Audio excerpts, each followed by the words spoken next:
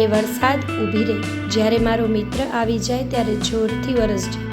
અત્યારે ન વરસ કે આવી ન શકે, પછી તે આવી જાય ત્યારે એટલું જોરથી વરસે કે જઈ ન શકે. દોસ્તીની की વ્યાખ્યા હોતી હશે?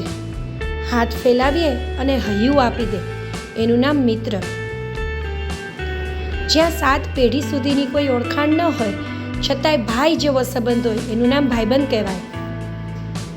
કુંડળી મળે કે ન મળે, પણ કાંડ તો એક સરખા મળે ને, એ જ મિત્રતા. ગંભીરમાં ગંભીર પરિસ્થિતિમાં પણ હસાવી દે ને, એનું નામ બેસ્ટ ફ્રેન્ડ.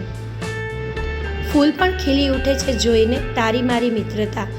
જિંદગી જીવવા માટે ઓછી લાગે છે જોઈ તારી ને મારી મિત્રતા. ના કોઈ એક્સ કે ના કોઈ નેક્સ્ટ, મારી માટે તો ફ્રેન્ડ જ બેસ્ટ.